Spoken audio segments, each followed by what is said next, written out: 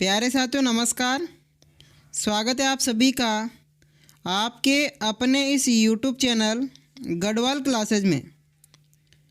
प्यारे साथियों आप सभी को पता होगा ये क्लास में हम बात करते हैं रीट मुख्य परीक्षा 2026 या थर्ड ग्रेड एग्ज़ाम 2026 के बारे में।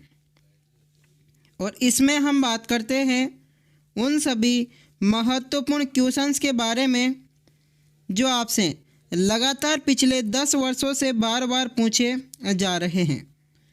ऐसा मान लो कि आज जो हम प्रश्न करने वाले हैं ये अधीनस्थ बोर्ड और आरपीएससी के फेवरेट प्रश्न हैं और साथ के साथ में आपको प्रश्नों का जवाब देना है, ध्यान रखना है, ठीक है।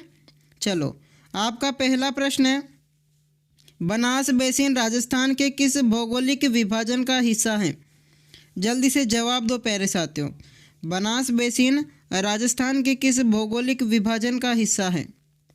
अरे विकल्प नंबर 3 जिस किसी का भी जवाब आ रहा है प्यारे साथियों, विकल्प नंबर 3 पूर्वी मैदानी जिस किसी का भी जवाब है उसका बिल्कुल सही जवाब होगा, ठीक है ना।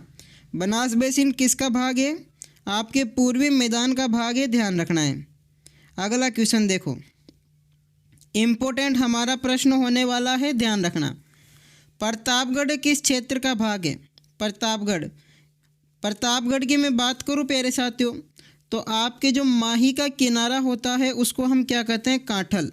वहाँ पे प्रतापगढ़ बसा हुआ है तो प्रतापगढ़ किसका भाग होगा? काठल के मैदान का भाग होगा, ठीक है ना। क्या हो जाएगा? काठल के मैदान का भूभाग होगा। पहला विकल्प जिस किसी का भी जवाब आ रहा है प्यारे साथियों वो क्या हो जाएगा? बिल्कुल सही जवाब होगा, ध्यान रखना है। प्रतापगढ़ काठल के मैदान का भाग है। अगला क्वेश्चन देखो, ऐसा मान लो कि ये प्रश्न आपके पेपर में छपेगा प्यारे साथियों, ध्यान रखना। क्वेश्चन ध्यान से देखो, कौन सी लवणीय झील नहीं है? कौन सी लवणीय झील नहीं है प्यारे साथियों? आपको इसको तो पढ़ना ही है, कौन सी लवणीय है कौन सी अलवणीय है। बार बार इन्हीं से प्रश्न आता है प्यारे साथियों। तो हम बात करें इनमें से लवणीय झील कौन सी नहीं है तो आपका जो विकल्प नंबर 2 है ना प्यारे साथियों, विकल्प नंबर 2 कोलायत झील है कहाँ पर आपके? तो बीकानेर में आपके एक झील है उसका नाम है कोलायत। यह आपके मीठे पानी की झील है, ध्यान रखना। कौन सी झील होगी? मीठे पानी की झील है कोलायत झील, न कि खारे पानी की, याद रखना है। अगला क्वेश्चन देखो, इम्पोर्टेंट लगा लो, इसको भी पूछा आपसे जाएगा। पिछोला झील को वर्तमान में किस झील से जोड़ा गया है? पिछोला झील को वर्तमान में आपसे बात करूं तो फतेह सागर झील से आपके जोड़ा गया है, ठीक है ना। जो आपके पिछोला झील है, एक प्रोजेक्ट चल रहा है यहाँ पे जो आपके पिछोला झील को फतेह सागर झील से जोड़ा गया है, आपको याद रखना है, ठीक है।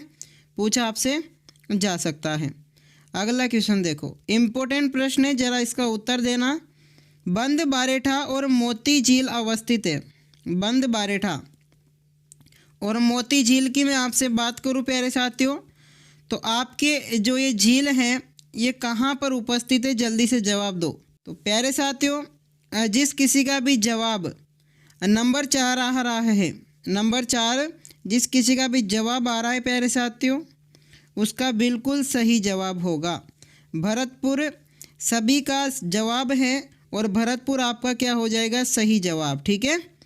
तो बंद बारेठा और मोती झील आपके भरतपुर में है। विकल्प नंबर 4 सभी का राइट आंसर होगा।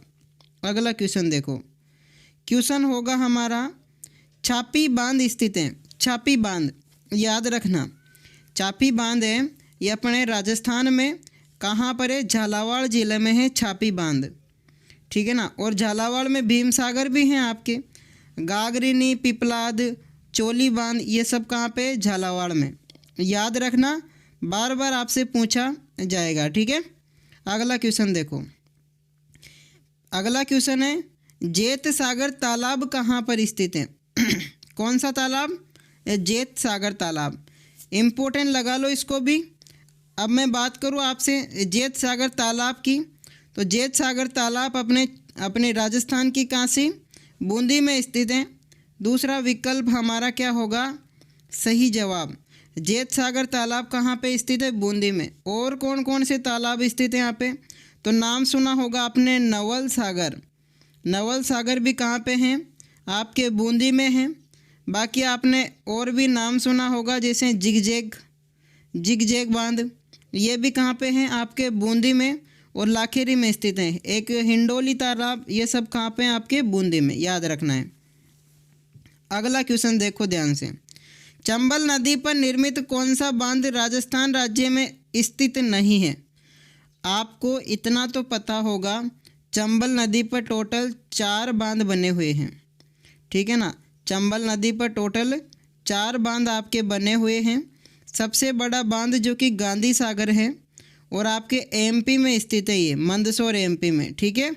दूसरा आपका राणा प्रताप सागर है, रावत भाटा चित्तौड़ में स्थित है। तीसरा जवाहर सागर और चौथा कोटा बैराज। तो कौन सा आपके गांधी सागर बांध जो कि राजस्थान में नहीं है, एमपी जिले में है, याद रखना है। चंबल नदी का सबसे बड़ा बांध है ये, ठीक है। अगला क्वेश्चन देखो ध्यान से, इम्पोर्टेंट हमारा प्रश्न है। चंबल घाटी परियोजना पर निम्न में से मध्य प्रदेश में स्थित बांध हैं। अभी हमने बात की चंबल घाटी परियोजना पर, जो आपके एमपी में बांध कौन सा होगा, तो आपके गांधी सागर जो बांध हैं प्यारे साथियों, गांधी सागर आपके जो बांध हैं ये एमपी में है, ध्यान रखना है। तीसरा विकल्प जिस किसी का भी जवाब है बिल्कुल सही जवाब है। अगला क्वेश्चन देखो ध्यान से, आपसे क्या पूछा है कि राणा प्रताप सागर बांध किस जिले में स्थित है। राणा प्रताप सागर बांध, जल्दी से जवाब दो प्यारे साथियों, इंतज़ार है आपके जवाब का बस। तो राणा प्रताप सागर बांध आपके चित्तौड़गढ़, अभी मैंने बताया था रावत भाटा के पास में आपके एक बांध बना हुआ है, उसका नाम राणा प्रताप सागर है। जल भराव क्षमता के हिसाब से राजस्थान का सबसे बड़ा बांध है। और तीसरा विकल्प आपका बिल्कुल सही जवाब होगा, ये याद रखना है। अगला क्वेश्चन देखो, इम्पोर्टेंट लग रहा है आपको प्रश्न और बिल्कुल इम्पोर्टेंट है। निम्न में से किस क्षेत्र में राजस्थान की तालाब ए शाही झील स्थित है।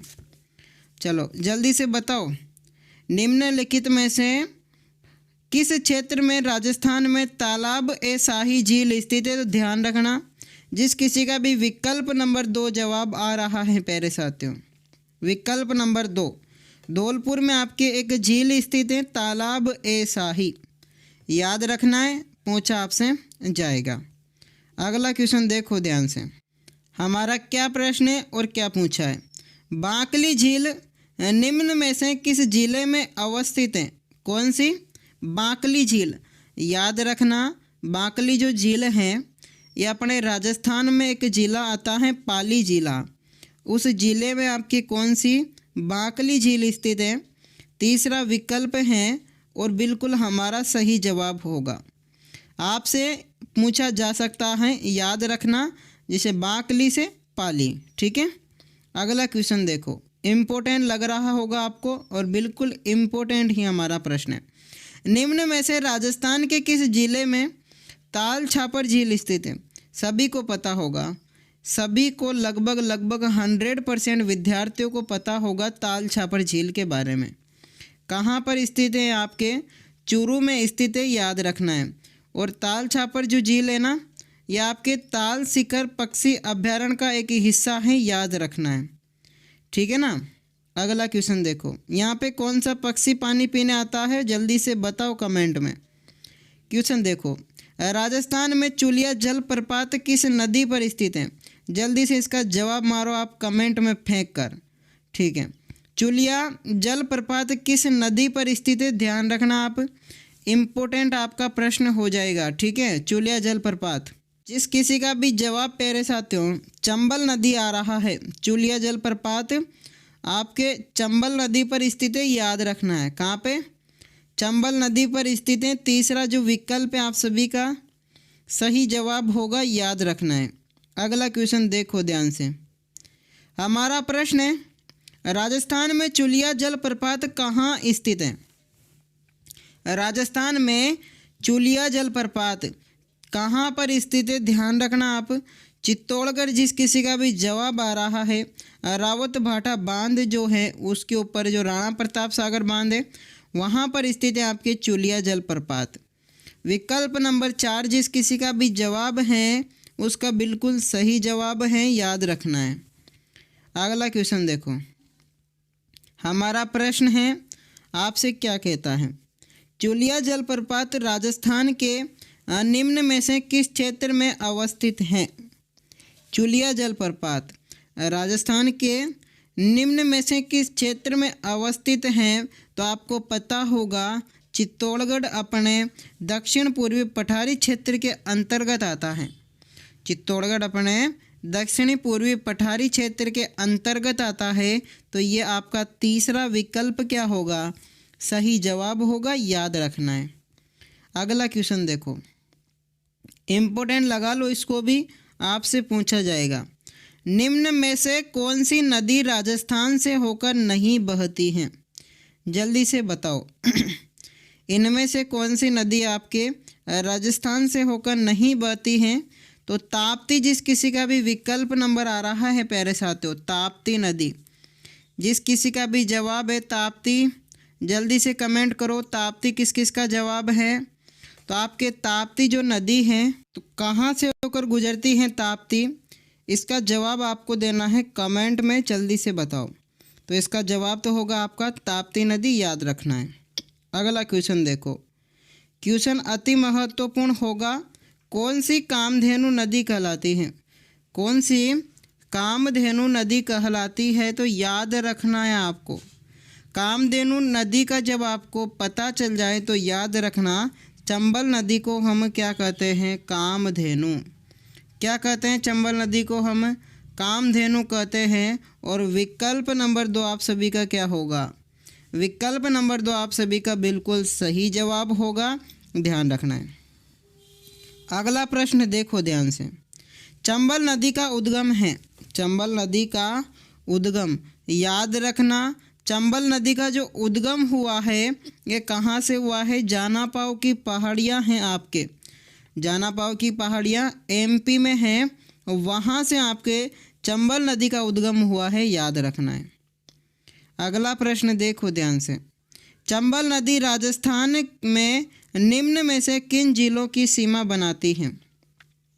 चंबल नदी राजस्थान में निम्न में से किन जिलों की सीमा बनाती है, तो याद रखना है आपके कोटा और सवाई माधोपुर के आपके सीमा बनाती है। कौन सी नदी, चंबल, बाकी कोटा बूंदी की आपके सीमा बनाती है। काफ़ी सारे राज्यों की आपके ये जिलों की सीमा बनाते हुए चलती हैं। आगे जाकर एमपी व राजस्थान की सीमा भी कौन सी नदी बनाएगी, चंबल नदी, याद रखना है, ठीक है। अगला प्रश्न देखो ध्यान से, राजस्थान में करक रेखा को 2 बार पार करने वाली कौन सी नदी है। जैसे अपने राजस्थान में ये तो रही आपकी करक रेखा, कौन सी रेखा, करक रेखा। आपकी एक नदी है इधर से राजस्थान में प्रवेश करती हैं, वापस मुड़ के चली जाती है, यानी कि यू आकार बनाती हैं आपके करक रेखा के साथ में, ठीक है। जल्दी से बताओ प्यारे साथियों। तो हम बात करें उस नदी की, तो वह नदी आपकी कौन सी होगी, माही नदी। माही नदी आपके राजस्थान में प्रवेश करके वापस गुजरात की ओर चली जाती हैं। जिस किसी का भी विकल्प नंबर 2 जवाब आ रहा है प्यारे साथियों, उसका बिल्कुल सही जवाब है, याद रखना है। चलो अगले क्वेश्चन की हम बात करते हैं। तो प्यारे साथियों थोड़ा सा मोबाइल लैग कर रहा था, इसलिए दिक्कत आई होगी आपको इस प्रश्न में, लेकिन अब सब कुछ ठीक है, ठीक है। राजस्थान में माही नदी निम्न में से किन जिलों की सीमा बनाती है। राजस्थान में माही जो नदी है प्यारे साथियों आपके किन जिलों की सीमा बनाएगी, तो डूंगरपुर और बांसवाड़ा की सीमा बनाती है ये, ठीक है ना। और राजस्थान में आपके एक बांध भी बना हुआ है इस नदी पर, जल्दी से उसका कमेंट में जवाब दो और आपका दूसरा विकल्प इसमें सही जवाब होगा, याद रखना है। अगला क्वेश्चन, आपके इस नदी के किनारे नवा टापरा में एक मंदिर बना हुआ है बेणेश्वर धाम, जहाँ पे त्रिवेणी संगम है ना, वहाँ पर। तो कौन सा है, बेणेश्वर धाम, जिसको हम आदिवासियों का कुंभ कहते हैं, याद रखना है। राजस्थान की कौन सी नदी विंध्याचल पर्वत के मिंडा स्थान से निकलती है? राजस्थान में कौन सी नदी विंध्याचल पर्वत के मिंडा नामक स्थान से निकलती है? तो आपको ध्यान रखना है, माही जो नदी है आपके, ये आपके विंध्याचल पर्वत के मिंडा नामक स्थान से निकलती है। तीसरा विकल्प आप सभी का क्या होगा? सही जवाब होगा, याद रखना है। ठीक है, अगला क्वेश्चन देखो। क्वेश्चन है, निम्न में से अरब सागरीय अपवाह तंत्र का उदाहरण है। अरब सागरीय अपवाह तंत्र पता होगा, राजस्थान में 3 प्रकार के अपवाह तंत्र हैं। पहला बंगाल की खाड़ी अपवाह तंत्र, दूसरा अरब सागरीय अपवाह तंत्र और तीसरा है अंतः प्रवाह अपवाह तंत्र, मतलब जो राजस्थान में प्रवाहित होती हैं। मैंने आपको सब कुछ बताया है डिटेल में। ठीक है, तो हम बात करें अरब सागरीय अपवाह तंत्र का उदाहरण कौन कौन सी नदियां होगी प्यारे साथियों? तो आपके जोजड़ी, बांडी और जवाई, जोजड़ी, बांडी और जवाई, ये तीनों ही नदियां आपके अरब सागरीय अपवाह तंत्र का भाग हैं, ध्यान रखना है। अगला प्रश्न ध्यान से देखो आप। क्वेश्चन है, निम्न में से जवाई नदी किस नदी की सहायक नदी है? जवाई नदी किसकी सहायक नदी होगी? तो लूणी की आपके सहायक नदी है जवाई नदी। दूसरा विकल्प आप सभी का सही जवाब होगा, याद रखना है, पूछा आपसे जा सकता है। अगला क्वेश्चन देखो, क्वेश्चन इम्पोर्टेंट है, ध्यान रखना। निम्नलिखित में से कौन सी नदी तोरावाटी बेसिन में प्रवाहित होती है? जल्दी से बताओ, कौन सी ऐसी नदी है जो तोरावाटी बेसिन में प्रवाहित होती हैं? जल्दी से आपको कमेंट में जवाब देना है। तो सभी का जवाब आ रहा है, कांतली जो नदी है प्यारे साथियों, दूसरा विकल्प कांतली नदी तोरावाटी बेसिन में प्रवाहित होती है, ध्यान रखना है। अगला क्वेश्चन देखो, हमारा प्रश्न होगा, मरुस्थल में भुज झील का निर्माण किस नदी पर किया गया है? मरुस्थल में भुज झील का निर्माण किस नदी पर किया गया है? तो ध्यान रखना, काकनेई जो नदी है आपकी, काकनेई नदी, इस पर मरुस्थल में भुज झील का निर्माण किया गया है, काकनेई नदी, याद रखना है। और ये आपके जैसलमेर का कोठारिया गांव है ना, वहाँ पर है। ठीक है, तीसरा जो विकल्प है आपका बिल्कुल सही जवाब होगा, ध्यान रखना है। अगला प्रश्न देखो, तो कल आपने काफ़ी सारे कमेंट किए सर जी कि अपने राजस्थान हाई कोर्ट जो 4th ग्रेड का जो पेपर है वो कब आएगा और आप इसकी क्लासों को फिर से स्टार्ट करो। तो बिल्कुल आप सभी की बात सुनी जाएगी और फिर से आपके PYQ जो है राजस्थान हाई कोर्ट P1 के लिए वो दोबारा से स्टार्ट किए जाएंगे, ध्यान रखना है। ठीक है, जल्द ही आपको सूचित कर दिया जाएगा। अगला क्वेश्चन देखो, निम्नलिखित में से नदियों में कौन सी अंतः प्रवाही नदी नहीं है? निम्नलिखित में से कौन सी अंतः प्रवाही नदी नहीं है? तो आपको ध्यान रखना है प्यारे साथियों, इनमें से आपके अंतः प्रवाही जो नदी नहीं है वो वाक्कल नदी है। कौन सी? वाक्कल नदी है। जिस किसी का भी विकल्प नंबर 3 है उसका बिल्कुल सही जवाब होगा, ध्यान रखना है। ठीक है ना, वाक्कल आपके अंतः प्रवाही नदी नहीं है। अगला क्वेश्चन देखो, प्रश्न है, कौन सी नदी राजस्थान में आंतरिक अपवाह तंत्र से संबंधित नहीं है? कौन सी नदी राजस्थान में आंतरिक अपवाह तंत्र से संबंधित नहीं है? तो कौन सी?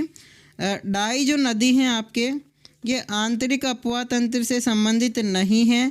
चौथा विकल्प है आपका जो सही जवाब होगा, आपको ध्यान रखना है।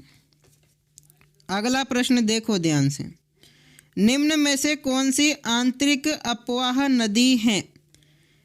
इनकी जो कौन सी आपके आंतरिक अपवाह नदी है, तो ध्यान से देखो आप, जो आपकी इसमें डाई है होगी, तो साबी नदी है प्यारे साथियों, आपकी साबी नदी आंतरिक अपवाह तंत्र की नदी नहीं है। आपको ध्यान रखना है, पूछा आपसे जा सकता है। अगला क्वेश्चन देखो ध्यान से, क्वेश्चन है, राजस्थान की एक नदी जो आंतरिक अपवाह प्रणाली के अंतर्गत नहीं है। राजस्थान की वह नदी कौन सी होगी जो आंतरिक अपवा अंत जो प्रणाली है उसके अंतर्गत नहीं आती है? तो आपकी वो जाखम नदी है प्यारे साथियों।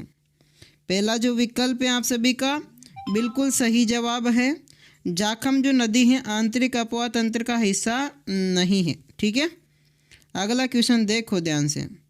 क्वेश्चन नंबर आपका 31 ध्यान रखना। राजस्थान के निम्न में से किस क्षेत्र में मरुस्थलीय मृदा नहीं पाई जाती है? तो आपके राजस्थान का वो क्षेत्र कौन सा है जिसमें मरुस्थलीय मृदा? तो आपका जो कोटा जिस क्षेत्र है प्यारे साथियों, कोटा आपके ज़िला है जिसको हम एजुकेशन सिटी भी कहते हैं, राजस्थान की शिक्षा नगरी। ठीक है, तो कोटा आपका पूर्व दक्षिण पूर्व में आपके कोटा पड़ता है। यह आपके मरुस्थलीय क्षेत्र का हिस्सा नहीं है। यहाँ पर अच्छी खासी उपजाऊ मिट्टी है, ध्यान रखना है। ठीक है, अगला क्वेश्चन देखो ध्यान से। हमारा प्रश्न है राजस्थान में नागौर, पाली, बाड़मेर एवं जैसलमेर जिलों में मुख्यतः कौन सी मृदा पाई जाती है? नागौर, पाली, बाड़मेर एवं जैसलमेर में मुख्यतः हम बात करें तो आपके कौन सी मृदा पाई जाती हैं? तो याद रखना है आपके बलुई जो मृदा है इन क्षेत्र में मुख्यतः पाई जाती हैं। पहला विकल्प आप सभी का ऐसा विकल्प होगा जो आपका बिल्कुल सही जवाब होगा। आपको याद रखना है, पूछा आपसे जा सकता है। अगला क्वेश्चन देखो ध्यान से। हमारा प्रश्न है मिश्रित लाल व काली मृदा कौन से जिलों में पाई जाती हैं? मिश्रित लाल व काली मृदा प्यारे साथियों कौन से जिलों में आपकी पाई जाती हैं? तो आपके जो डूंगरपुर और बांसवाड़ा जो ज़िला है प्यारे साथियों, डूंगरपुर और बांसवाड़ा जो ज़िला है यहाँ पे लाल मृदा पाई जाती है, ध्यान रखना है, पूछा आपसे जा सकता है। अगला क्वेश्चन देखो। क्वेश्चन है लाल चिकनी बलुई मिट्टी लाल लोमी राजस्थान के कौन से जिलों में पाई जाती हैं? तो लाल चिकनी बलुई मिट्टी लाल लोमी राजस्थान के कौन से जिलों में पाई जाती हैं? तो याद रखना है ये अपने राजस्थान में उदयपुर और डूंगरपुर का जो क्षेत्र है, आपके उदयपुर और डूंगरपुर का जो क्षेत्र है यहाँ पर आपके ये मिट्टी पाई जाती है। तीसरा जो विकल्प है आपका वो बिल्कुल सही जवाब होगा, आपको याद रखना है। ठीक है, अगला क्वेश्चन देखो ध्यान से। हमारा प्रश्न है तो क्वेश्चन है आपका, उससे पहले एक शायर सुन लो, अच्छी आपकी मोटिवेशन जो लाइन है। रक्त बहा श्रृंगार करूँ खामोश यहाँ तलवार नहीं, कि रक्त बहा श्रृंगार करूँ खामोश यहाँ तलवार नहीं, ये धरती है महाराणा की हमें हार यहाँ स्वीकार नहीं, हमें हार यहाँ पर अस्वीकार नहीं। देखो आप अगला क्वेश्चन। लेटेराइट प्रकार की मिट्टी में पाई जाती है, ये इसलिए क्योंकि आपने कल कमेंट किया था सर आप शायरियाँ नहीं बोलते हो। बिल्कुल आगे से ध्यान रखेंगे। तो लेटेराइट प्रकार की मिट्टी में पाई जाती है, तो ध्यान रखना आप। लेटेराइट जो प्रकार की आपकी मिट्टी है यह आपके डूंगरपुर जो वाला जो क्षेत्र है, डूंगरपुर वाला जो क्षेत्र है आपके यहाँ पर लेटेराइट प्रकार की मिट्टी पाई जाती है। आपका जो चौथे नंबर का विकल्प है यह आपका बिल्कुल सही जवाब होगा, आपको याद रखना है। अगला क्वेश्चन देखो ध्यान से। हमारा प्रश्न है डूंगरपुर तथा बांसवाड़ा के अधिकांश भाग में है, डूंगरपुर और बांसवाड़ा के अधिकांश भाग में कौन सी आपके मृदा या मिट्टी पाई जाती है? तो याद रखना डूंगरपुर के अधिकांश भाग में लाल दोमट या लोम मृदा पाई जाती है, लाल दोमट या लोम मृदा पाई जाती हैं। दूसरा आपका ऐसा विकल्प होगा जो कि आपका सही जवाब होने वाला है। ठीक है ना, ध्यान रखना है। अगला क्वेश्चन देखो ध्यान से। हाड़ौती प्रदेश की मृदा का प्रधान प्रकार है, हाड़ौती प्रदेश की मृदा का प्रधान प्रकार है, जल्दी से बताओ प्यारे साथियों। तो हाड़ौती में आपके एक मृदा पाई जाती है, वो वर्टिसोल मृदा है जो कि अधिकांश भूभाग में पाई जाती है। कौन सी? वर्टिसोल मृदा, याद रखना है। पहला जो विकल्प है और एंटीसोल आपके पश्चिमी जो वाला क्षेत्र है राजस्थान में वहाँ पर, ठीक है ना। आपका इसमें पहला विकल्प बिल्कुल सही जवाब होगा, याद रखना है। अगला क्वेश्चन देखो, इम्पोर्टेंट हमारा प्रश्न होने वाला है, राजस्थान के किस प्रदेश में एंटीसोल समूहों की मृदा मिलती है? राजस्थान के किस प्रदेश में एंटीसोल, तो पश्चिमी वाला जो प्रदेश है प्यारे साथियों, पश्चिमी वाला जो प्रदेश है यहाँ पर एंटीसोल प्रकार की आपको मृदा देखने को मिलेगी। विकल्प नंबर 2 सही जवाब होगा, याद रखना है, ठीक है। अगला क्वेश्चन देखो ध्यान से। प्रश्न है, राजस्थान के सिरोही और पाली जिलों में कौन से प्रकार की प्रधान मृदा मिलती है?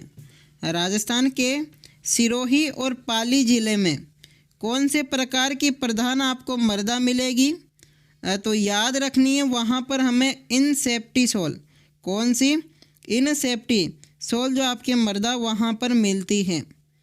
तीसरा विकल्प आपका क्या होगा? बिल्कुल सही जवाब होगा, याद रखना है आपको, ठीक है। अगला क्वेश्चन देखो, प्रश्न बड़ा इम्पोर्टेंट है।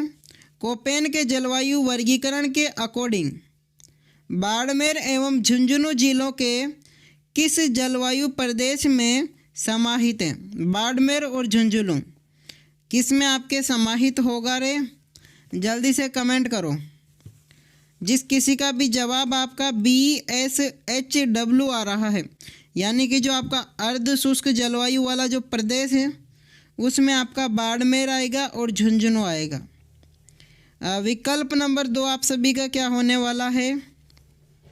सही जवाब आपको याद रखना है। अगला क्वेश्चन देखो ध्यान से, हमारा प्रश्न है, BWHW से अभिप्राय है। BWHW से आपका क्या अभिप्राय है?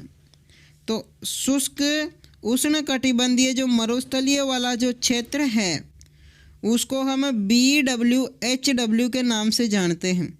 जो आपको ये शब्द दिख रहे हैं ना, बड़ा बड़ा छोटा छोटा, बिल्कुल आपको यही याद रखना है।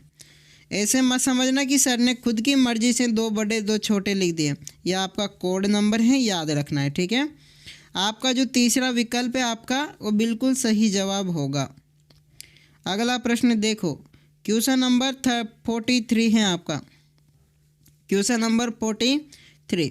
कोपेन के अनुसार राजस्थान में कौन सा जलवायु प्रकार उष्णकटिबंधीय शुष्क मरुस्थलीय जलवायु को दर्शाता है? देखो, उष्णकटिबंधीय शुष्क मरुस्थल, बिल्कुल आपका उष्णकटिबंधीय शुष्क जो मरुस्थल हैं वो है आपका BWHW। चौथा विकल्प जिस किसी का भी जवाब आ रहा है वो बिल्कुल सही जवाब है, निश्चिंत होकर आप बैठ जाओ, ठीक है। चलो अगला क्वेश्चन देखो ध्यान से, हमारा प्रश्न है, अर्ध शुष्क जलवायु वाला जिला है। अर्ध शुष्क जलवायु वाले ज़िले की हम बात करेंगे आपसे, तो अर्ध शुष्क जलवायु वाला ज़िला कौन सा होगा आपका? जोधपुर। आपका जोधपुर जो ज़िला है ये अर्ध शुष्क जलवायु के प्रदेश के अंतर्गत आता है, याद रखना है। आपसे पूछा जाएगा, आपको बताना होगा, ठीक है। अगला क्वेश्चन देखो, राजस्थान का वह जिला जहां उष्णकटिबंधीय स्टेपी अर्ध शुष्क उष्ण जलवायु पाई जाती है वह है? जल्दी से बताओ। उष्णकटिबंधीय स्टेपी अर्ध शुष्क और उष्ण जलवायु कहाँ पर आपके पाई जाएगी? तो ध्यान रखना, झुंझुनू में। कहाँ पे? झुंझुनू में। जो आपका पहला विकल्प है वो बिल्कुल सही जवाब होगा, याद रखना है, पूछा आपसे जा सकता है। अगला क्वेश्चन देखो ध्यान से, राजस्थान के कौन से भाग में अधिकतम वर्षा प्राप्त होती है? राजस्थान के कौन से भाग में अधिकतम वर्षा प्राप्त होती है? जल्दी बताओ प्यारे साथियों। तो आपको ध्यान रखना है, दो दक्षिणी जो राजस्थान है यहाँ पर अधिकतम वर्षा प्राप्त होती है, आपको याद रखना है कौन से भाग पर? तो दक्षिणी राजस्थान में अधिकतम वर्षा प्राप्त होती है। अगला क्वेश्चन देखो, राजस्थान में अधिकतम वर्षा से प्राप्त होती है, जल्दी बताओ। आपको पता है दक्षिणी राजस्थान में अधिकतम वर्षा होती है, लेकिन किससे होती है? तो दक्षिण पश्चिमी जो मानसून है आपका, इससे अधिकतम वर्षा होती है। पहला विकल्प आपका सही जवाब होगा, याद रखना है। अगला क्वेश्चन देखो, हमारा प्रश्न होगा निम्नलिखित में से कौन से जिलों का समूह सर्वाधिक औसत वार्षिक वर्षा प्राप्त करता है? कौन से जिलों का जो समूह है सर्वाधिक औसत वार्षिक वर्षा प्राप्त करता है? तो याद रखना है आपको, सर्वाधिक जो औसत वार्षिक वर्षा वो झालावाड़ और बांसवाड़ा, ये दोनों जिले ऐसे हैं जो राजस्थान में सर्वाधिक औसत वार्षिक वर्षा। मैं बात करूँ अगर सर्वाधिक वर्षा वाले स्थान की, सर्वाधिक वर्षा वाला स्थान तो आपका माउंट आबू होगा, जिले के हिसाब से झालावाड़ होगा। ठीक है, चलो अगले क्वेश्चन की हम बात करें, ध्यान से देखो। प्रश्न है भोराट का पठार यहाँ अवस्थित है। भोराट का पठार, याद रखना, जो भोराट का आपका पठार है वह कहाँ पर अवस्थित है? तो आपके उदयपुर के उत्तर पश्चिम में कुंभलगढ़ से गोगुंदा तक आपके कौन सा पठार होगा? तो भोराट का पठार होगा। ठीक है ना, उदयपुर से उत्तर पश्चिम में कुंभलगढ़ से गोगुंदा तक आपके भोराट का पठार, याद रखना है, पूछा आपसे जाएगा। अगला प्रश्न देखो ध्यान से, भोराट कहाँ जाने वाला पठार किस जिले में स्थित है? भोराट कहाँ जाने वाला पठार कौन से आपके जिले में स्थित होगा? तो उदयपुर में आपके स्थित है। कौन सा पठार? आपके भोराट का पठार। चौथा विकल्प आप सभी का सही जवाब होगा, याद रखना। अगला प्रश्न देखो, हमारा प्रश्न होगा भोराट पठार की औसत ऊंचाई है, जल्दी बताओ। भोराट पठार की औसत ऊंचाई, जिस किसी का भी विकल्प नंबर 4 जवाब आ रहा है 1225 मीटर, जिस किसी का भी जवाब आ रहा है उसका बिल्कुल सही जवाब है। भोराट पठार की ऊंचाई है आपके 1225 मीटर। अगला क्वेश्चन देखो, क्वेश्चन है विंध्यन क्रम की आडावाला पहाड़ियाँ राजस्थान के किन और कौन से क्षेत्र में पाई जाती हैं? जहाँ पे आपको आडावाला पहाड़ियाँ दिख जाए, आधा धुंध लगा देना बूंदी और सवाई माधोपुर।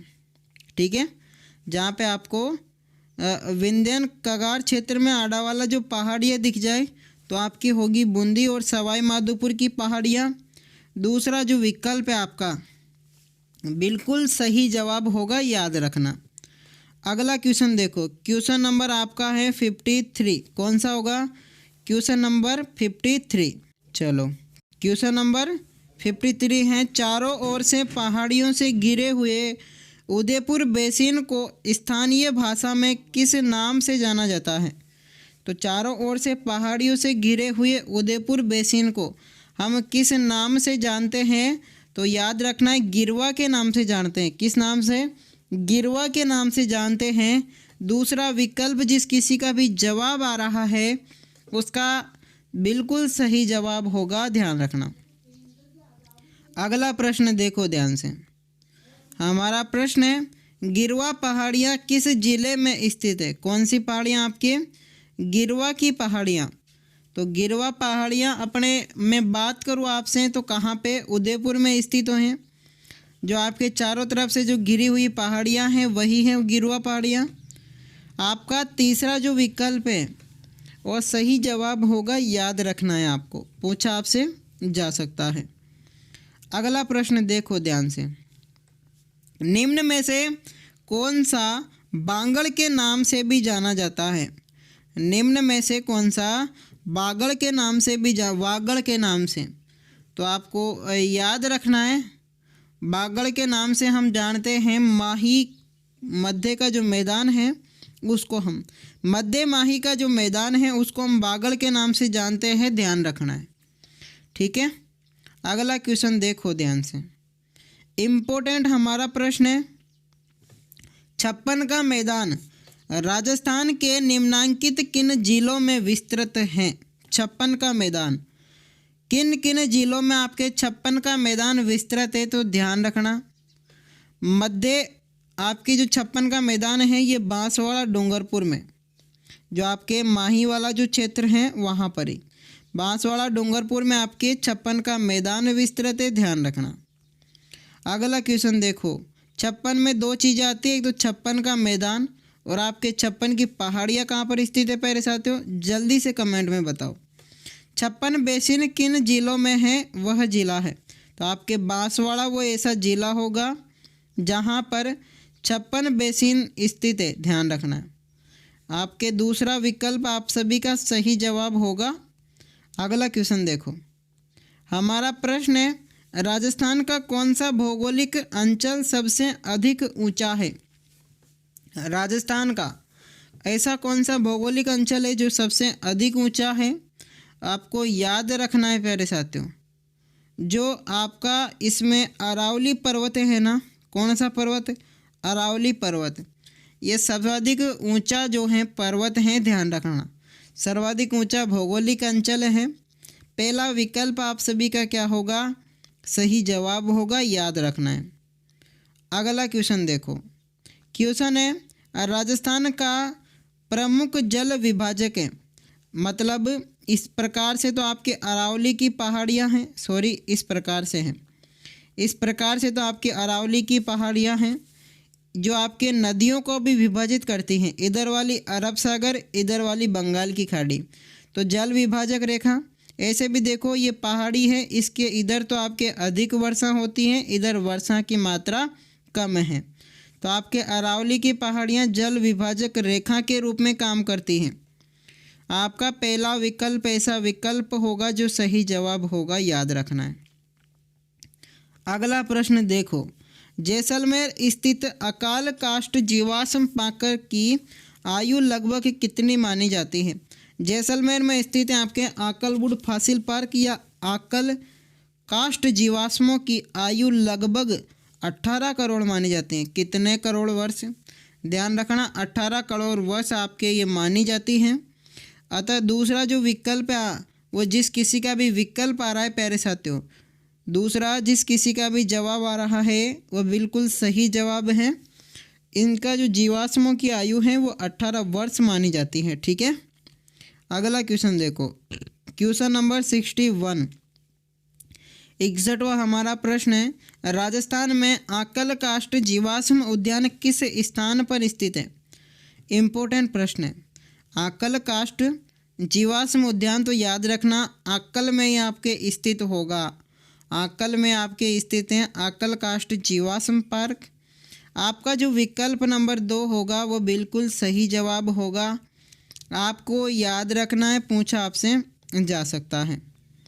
अगला प्रश्न देखो, क्वेश्चन नंबर 63, ध्यान रखना, निम्न में से थार मरुस्थल के भाग हैं, इनमें से थार मरुस्थल के भाग हैं, जल्दी बताओ प्यारे साथियों। शेखावाटी भाग जो है आपके, ये भी थार मरुस्थल का भाग है। बाकी गोडवाल प्रदेश भी आपके थार मरुस्थल का भाग है। और आपके मैं बात करूँ घग्गर का मैदान भी थार मरुस्थल का भाग है। 1, 2 और 4 ये तीनों ही ऑप्शन आपके थार मरुस्थल के भाग होंगे। विकल्प नंबर 4 जो आपके विकल्प तो है ही नहीं, ये तीनों आपके थार मरुस्थल के भाग हैं, याद रखना है, ठीक है। अगला क्वेश्चन देखो आप, हमारा प्रश्न है, थार का घड़ा किसे कहा जाता है। जल्दी से इसका जवाब दो प्यारे साथियों। थार का घड़ा किसे हम कहते हैं। तो जिस किसी का भी जवाब नंबर 1 आ रहा है, चांदन नलकूप, चांदन नलकूप को हम क्या कहते हैं, थार का घड़ा कहते हैं। क्या कहते हैं, थार का घड़ा कहते हैं। विकल्प नंबर 1 आप सभी का क्या होगा, सही जवाब होगा, याद रखना है, पूछा आपसे जा सकता है। अगला क्वेश्चन देखो, थार मरुस्थल में लाठी सीरीज के संदर्भ में, लाठी सीरीज के संदर्भ में कौन सा कथन सही नहीं है प्यारे साथियों, जल्दी से बताओ। तो आप जब देखोगे विकल्प नंबर 1 को, बालुका स्तूपों की अधिकता, अगर बालुका स्तूपों की अधिकता होती तो यहाँ पर जल उपस्थित नहीं होता।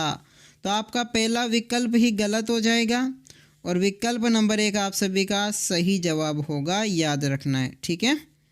अगला क्वेश्चन देखो, आज का हमारा अंतिम प्रश्न है और प्रश्न संख्या कितनी है 65, यानी कि 65वां हमारा आज का प्रश्न है।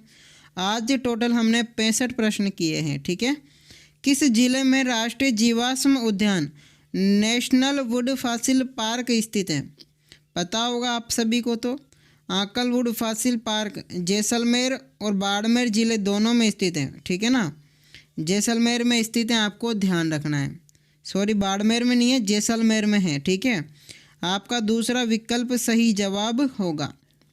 तो प्यारे साथियों, आपके 65 में से टोटल कितने प्रश्न सही निकलते हैं, जल्दी से जवाब दीजिएगा। और मिलते हैं इसी प्रकार की अन्य वीडियो के साथ में। तब तक के लिए धन्यवाद। जय हिंद, जय भारत, जय जय राजस्थान। और अभी तक आपने हमारे चैनल को सब्सक्राइब नहीं किया है तो सब्सक्राइब ज़रूर कर लेना। धन्यवाद।